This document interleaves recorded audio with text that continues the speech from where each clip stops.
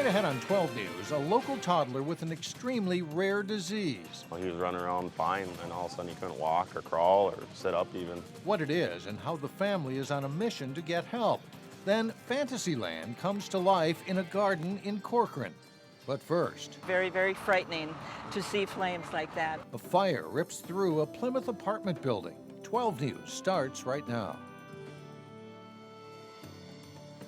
Residents say it was a scary morning at Vicksburg Village Apartments in Plymouth. Before dawn, they watched flames damage more than 1/3 of an apartment building at Rockford Road and Vicksburg Lane. Reporter Shannon Slatton has more on what happened. Fire crews got a call around 4 Friday morning from a passerby alerting them to a deck fire here at Vicksburg Village Apartments. By the time firefighters arrived, the fire had spread to all 3 levels and into the attic of the building. Very dark at that time of the morning, so the sky was just glowing yellow. As the sun shed full light on a missing roof, charred wood, and broken glass, Just real bad, actually, real bad. residents saw what fierce flames left behind. This was completely engorged in flames. Like it was like roaring up on top and everything. Lori Payne knew the fire alarm was real the moment she looked out her window. I saw a hot red ash that actually alerted me, and I grabbed my kids, and then I told the person that we're staying with, I let her know that it was for real and we all had to go. When we got here, we had an advanced fire. In other words, we had fire on all 3 levels of the building and into the attic when we arrived. This building at Vicksburg Village is wooden and there aren't any sprinklers. It was a very fast-moving and advanced fire. So between fire, smoke, and water, nearly 1/3 of all units in this building are damaged. But the chief says it could have been worse. A fire in the late night hours oftentimes results in sometimes tragic results. There are no injuries reported by residents or firefighters. There's damage, but that can be recoverable. The cause of the fire is being investigated. Chief Klein says investigators are checking to see if an air conditioning unit out on a deck started the fire. In Plymouth, Shannon Slatton, 12 News. Meantime, residents of about 20 different units will have to find other places to stay as a result of that fire. The Plymouth Fire Department called in the Red Cross to provide assistance. Volunteers were on site all day helping the victims with medication, psychological support, food, and clothing. I feel like I meet people on some of the worst days of their lives, and to be able to give any assistance, even if it's just a shoulder to cry on, is it's very rewarding to me. As of this afternoon, Red Cross volunteers were awaiting word to see how many of the displaced residents needed help finding temporary shelter. A road project that started last month continues to slow down weekend traffic in the Northwest Metro, and again this weekend, look for southbound lanes of Highway 169 between Brooklyn Park and Golden Valley to be closed. MnDOT is resurfacing the highway as part of a $12 million project. Lanes will shut down at 9 tonight and should reopen by 5 a.m. Monday. But they're not done. Look for more closures next weekend as well. On Saturday, there's a fundraiser in Brooklyn Park to help the family of Tell Solberg. The toddler has been fighting an extremely rare disease, and as Sonia Goins reports, his condition is so rare, even doctors had a hard time figuring out what it was. Well, he's happy today, ain't it? It's great to see. You wouldn't know Tell Solberg was sick by looking at him. I just want Mom. This chubby cheek cutie likes to play with his 2 older brothers. Tell is turning 2 in a few weeks, and for the most part, he acts like your typical toddler. Telly, get away from there. But things aren't always this good. This is a good day right now. Could change in an hour because he swings back and forth so bad. In April, Tell was diagnosed with opsoclonus myoclonus syndrome, or OMS. They started walking with his head to the side. Symptoms include rapid eye movement, vomiting, insomnia, or muscle twitching or shaking. This is video of Tell during his stay at Children's Hospital. I noticed his eyes were kind of shaking and he had a little bit of a tremor going on. The disease is so rare, only 1 in 10 million people have it. Basically, his immune system started attacking everything in his body, including his nervous system. OMS is so hard to diagnose. Tell made several trips to the hospital before doctors finally figured out what he had. He's had 4 spinal taps, 3 EKGs, 4 CAT scans. At one point, Tell's parents weren't even sure if he'd make it. Everything started shutting down. His breathing, his pulse, his blood pressure, his eyes, you know, those things, the parts of your brain that control basically most of your functionality. As a result, Tell regressed and started acting like an infant. He was running around fine, and then all of a sudden he couldn't walk or crawl or sit up even. But he's made some progress. He's now working on his fine motor skills. Because there is no cure for OMS, his parents aren't sure what the future holds for Tell. It's like somebody handing you the keys, but there's no instruction manual. There's nothing. It's just, here it is, but we have no idea what it is. Now, Tell's medicines are really expensive. One of the drugs costs $60,000 and lasts for only a month. Tell needs to be on that medicine for at least a year. And to help the family, a fundraiser is being held this Sunday at the Palmer Lake VFW from 3 to 8 p.m. in Brooklyn Park. If you want to know more about OMS, log on to our website. Now, Mike and Alex, the family is traveling to Illinois in September to visit a specialist, and they hope to find a cure. They say they're on a mission to try to, you know, help find a cure for their son. He's been through so much. Yes. We wish them the best. Thanks. All right, thank you. Each month, more than 100 homeless youth depend on a Brooklyn Center food shelf for their next meal. And in the summer months, that can pose a challenge. When school's out, the need goes up at CEAP's No Barriers Youth Food Shelf, but at the same time, donations tend to go down during the summer. The kinds of foods the food shelf needs are different, too, for homeless teens. They're the types of foods that teens could easily make themselves or take on the go. A lot of teens hop from place to place to place. And so with the youth food shelf, we're trying to, A, make sure they get food, and B, it can also help supplement if they're staying at someone else's home. You know, feeding, you know, that extra mouth can be difficult. For more information on making a donation or finding out where local summer food programs are available, you can go to CEAP.com. There's no shortage of things to do this weekend around the Northwest Metro. From bed races to log rolling, an interesting weekend of fun is headed your way. And then later in sports, local teams take the field for the country's largest American Legion baseball tournament. But first, it's a look at your AccuWeather forecast.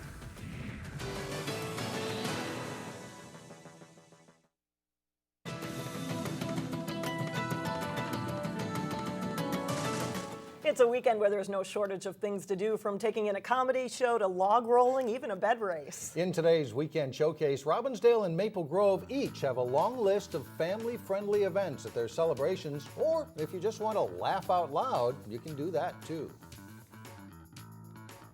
We had all the Bill Cosby records, we had all the Steve Martin records, and I could recite them when I was a kid, and I loved them. They were big influences on comedian Spencer Dobson as a kid growing up in North Dakota. I did go back to college. Has anybody gone to college as an adult? This weekend, Dobson brings his unique look at life experiences to the New Hope Cinema Grill, experiences that include being a class clown. In 6th grade, some other kid was trying to be the class clown, and the teacher said, look, if you want to be the class clown, you should be more like Spencer. The show is Saturday night at the Cinema Grill.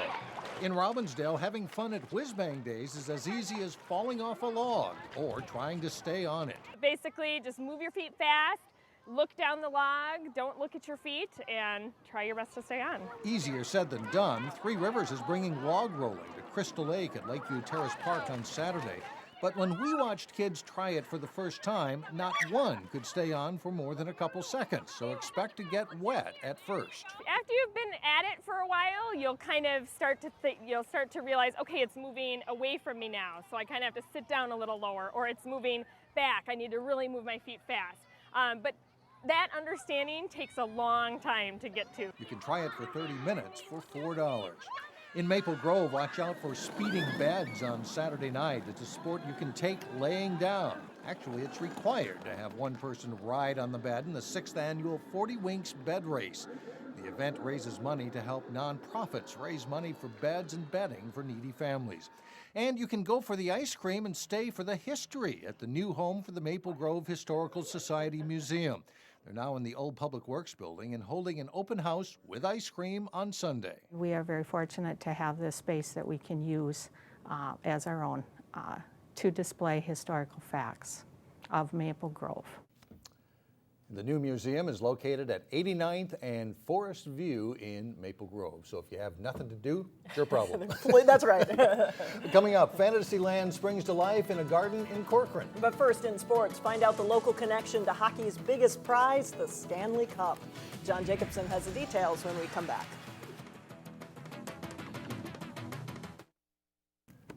John Jacobson now with sports, and this has got to be the best trophy in sports, don't you think? The Stanley Cup in town. It's very cool, and a lot of people getting to see it and getting a chance to meet Nicoletti. It's a dream come true for any hockey player to win the ultimate prize, the Stanley Cup. A local member of the Cup-winning Chicago Blackhawks has ties to the northwest suburbs and brought the trophy to his hometown today. Defenseman Nicoletti had the cup at his old high school arena in Eden Prairie. Nick's father, Mike, grew up in Plymouth, and Mike and his brothers played hockey for Armstrong. It's a huge thrill for all of the family. You know, it's been a whirlwind these first, 3 years in the NHL, and hopefully it gets better and better. It was like a dream, to be honest. That's what all us young hockey players dreamed about when we were younger, and honestly, it was surreal. It's just been crazy. The experience with the cup coming and so forth has just been absolutely a whirlwind, crazy, fun, exciting thing. The stop at Eden Prairie Community Center is one of 3 for Letty today before the cup moves on to another member of the Blackhawks.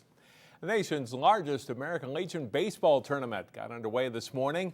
The 90-team Gopher Classic is taking place at 15 sites around the metro, including Maple Grove, where the host team battled Bloomington Blue. Top of the 3rd inning, Bloomington's Alex George flares a single to right field. Brian Mariska scores, and it's 3-0 Bloomington. Next batter, Noah Lutke shooting the base hit through the left side. Kyle Lynch scores, and Maple Grove is down 4-0.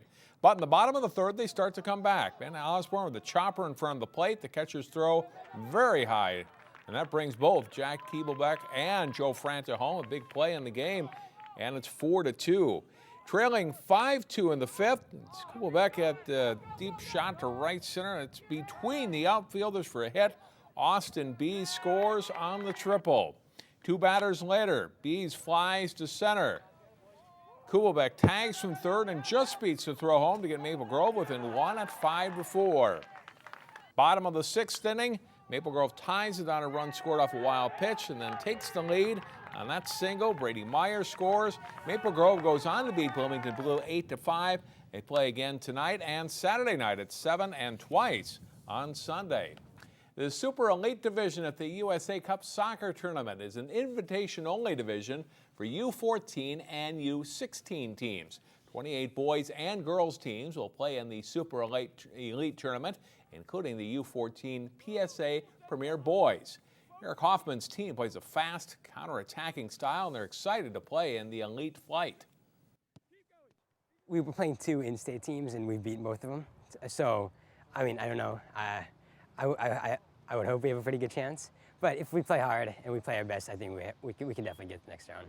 My team is a real fun team to watch. We have a little bit different play style than the most other teams. I think we have also mixed from many different players. And I think also it is a local tournament. And it is real cool to show off as a community club against the big clubs. We playing Minnesota Thunder, St. Croix Academy. And we more a local organization. I'm real proud of my boys. Our team, when we are down by a goal or so, we really want it, and we can just beat kids to 50-50 battles. And we work really well together, and we've been together for a while, so we know what needs to be done. PSA Premier has 4 matches in pool play. The semifinals and finals of the Super Elite Tournament are Sunday. The Maple Rush Premier U14 girls team is also playing in the Super Elite Tournament. The sound of bouncing basketballs filled the gym in Plymouth this week. Wayzata High School was the site for a Timberwolves Lynx camp. About 75 boys and girls ages 7 to 14 hit the court for drills, games, and instruction, and they learned plenty. We've been learning triple threat moves on offense, how to rip through the defender and score the layup. We've been working on shooting. I learned how to do a three-pointer so far, and we've been learning how to do it right layups, and we've been learning a lot of stuff. It's hard to keep track.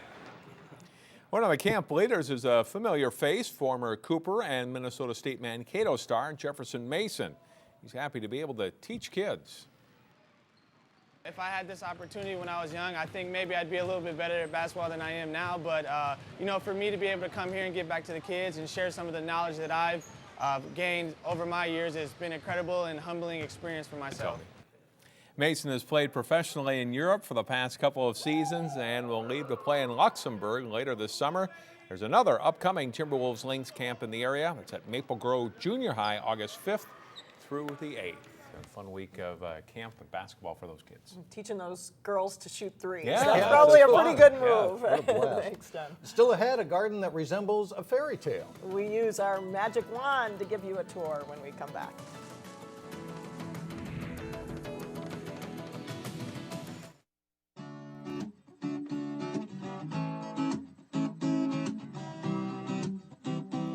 Well, yesterday, we showed you some of the amazing gardens featured in the Maple Grove Area Garden Tour. Today, we've got a special garden that's sure to entertain big kids and little kids as well. Emma Ebeling shows us a children's garden. Feels like you're in a little fairy tale because you got the mushrooms, you got the cottage, you got the sandbox. And this is like a Hansel and Gretel cottage. Here's a little mailbox. It's very cute. I think kids of all ages would like this. You can play with little toys over here, and you get a good view of the garden outside, and you can like play dress up, like wow. And up here, I like this one the best. It's like a little hideout, and you can spy on each other and have sleepovers up here. I think it's amazing that they did all this, like even plus the garden. I wouldn't have thought to make this with it. It's really good. Over here is a little kid's tunnel where you can like crawl through it. There's a little walkway over the tunnel, and there's just a bunch of beautiful flowers over it too. And I like the little statues. There's a putting green where you can play golf, and my brothers love to play on this. This is my favorite place right here. And we have to thank photojournalist Dustin Scholl for putting that piece together for us. The Children's Garden is part of Roz Milbrandt's garden in Corcoran. She built it for her grandchildren and is now sharing it with others. The garden tour, is Sunday from 1 to 5. For more information, you can go to 12.tv. I think that has to be about every kid's wish to have something like that. That would be so cool if you were a kid.